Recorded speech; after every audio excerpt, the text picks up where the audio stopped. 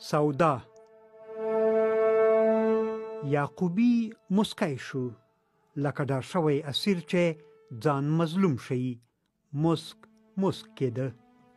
موږ اوس په اروپا کې یو، خو دا هغه اروپا نه ده چې تاسو پکې ژوند کوئ. له پیړو بریتو یې سګرټ وهلي غاښونه راښکاره شول. سترګې یې ژر ورپولې. غږ یې یو څه ټیټ کړ. دا د استانبول اروپایي برخه ده.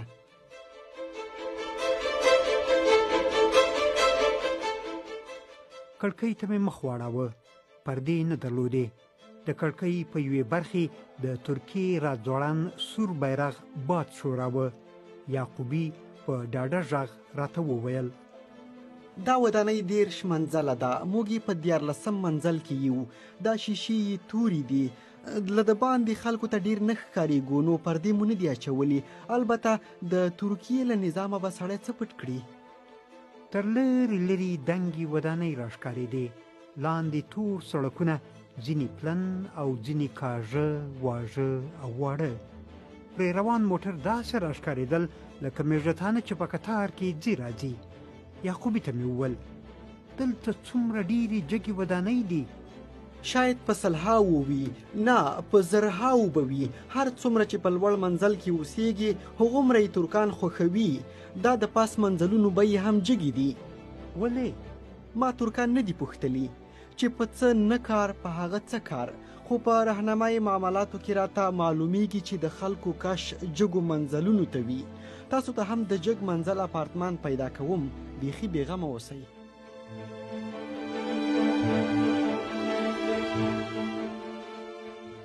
ترکی بیرغ د نندارې مخه نیوله. باد ښوراوه. یعقوبي مې وپوښت: ټول استانبول له دې بیرغه ډک دی؟ تا هم په کړکۍ راځوړند کړی؟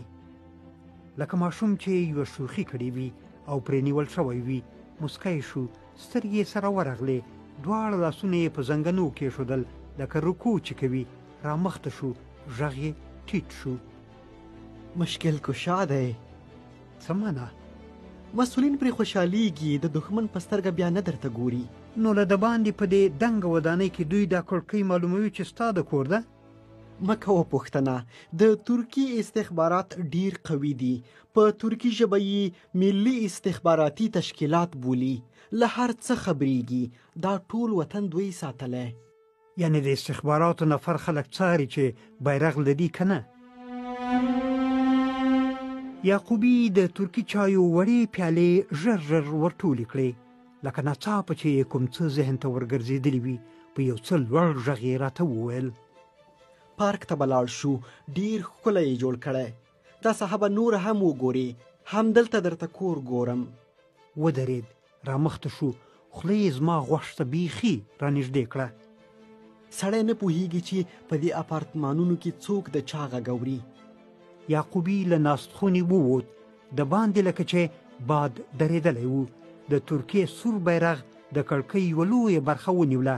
خونه تیاره شوې نه وه، خو داسې مې احساسوله چې تیاره شوې او زړه لوبوونکې ده.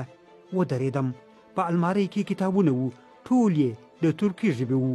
نه پرې پوهېدم. له یعقوبي سره پارک ته ولاړم. په بره کوچنی خو اوږد پارک. دواړو غاړو ته یې سړکونه وو. د موټرو شور مو اورېد. د پارک په منځ کې لارګۍ د غرو په ډبرو پوښلې وه. ونې ډېرې د ناجو وې، خو سپېرې ښکارېدې لکه دوړې چې پرې ناستې وي. پر یوې لرګینې اوږدې څوکۍ کېناستو. یو سړی مو تر مخ تېر شو. یعقوبي ورغږ کړل: ګنایدن. سړي سر ټیټ کړ لکه تعظیم چې کوي. مسک شو. ګردی غوښن مخ یې وو. په ونه ټیټ وو.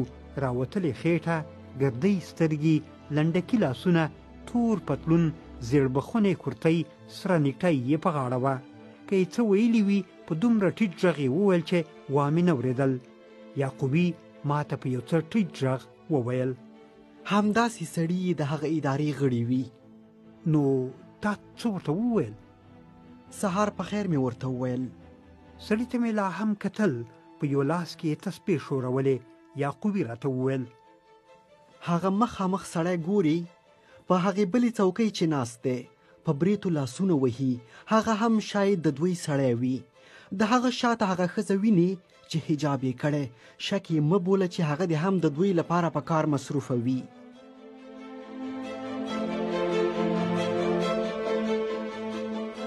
د ماشوم چیغې شوې. مور کشاوه ورته په قهر وه. ماشوم د ټالونو په لور زور کاوه. یعقوبي ته مې وویل ما اورېدلي وو چې ترکیه ښه ده، که دغسې وي څه بلا غواړم چې دلته کور اخلم. نه نه نه نه، ترکیه بیخي مناسب ځای دی. هوا یې ښه ده، کورونه یې ښه دي، بیې یې ښې دي. په 4 لکو ډالرو د دوی تابعیت ترلاسه کوئ. پام چې له دې تصمیمه وانه وړئ. زه کور غواړم، زندان نه غواړم. یعقوبي په څوکۍ کې وشورېد لکه بیخي په څنډه چې ناست وي. ټول مخ یې ما ته رااړولی و. غږ یې لوړ و. ترکیه اصلا زندان نه دی، بهترین امنیت لري، قیمتونه یې کم دي. د دنیا په بل هیڅ ځای کې دا شرایط نشته. له ځایه پورته شوم. له پارکه د وتلو په لور وخوځېدم. یعقوبي راپسې شو. ګوره صاحبه، ما چې څه درته وویل منظور مې دا و چې دوی امنیت ته ډیر دقت کوي. دا هر څه زموږ لپاره کوي، په موږ یې اصلا کار نشته. مقصد امنیت ته خطر پیښ نه کړو. طبعا تاسو خو امنیت ته خطر نه پیښوئ. د پارک له وره وتلی وم. ټکسي مې پسې کود. یعقوبي وویل امنیت ډیر مهم دی. افغانان چې دلته کور اخلي یو اصلي دلیل امنیت دی. چې امنیت نه وي ژوند تباه دی. وطن ته وګوره په څه حال شو. جمهوری نظام ړنګ شو. ټکسي ته مې لاس وښوراوه. یعقوبي سګرټ روښانه کړ. له خولې یې کړی کړی لوګی راووت. د ښاروالۍ ټول کارونه، د بانک کارونه، نور رسمي معاملات موږ درته کوو. تاسو به اصلا په عذاب نشئ. راحته آرامه به کلي ترلاسه کړئ. د امن او آرامۍ ژوند به پکې وکړئ. ټکسي راته ودرېد. ور وختلم. یعقوبي نه غلی کېده. که پونډ وي، که ډالر وي، که یورو وي، که له دوستانو سره مو له کابله راوړې افغانۍ وي، ټول درته تر بانک په ښه بیه بدلوو.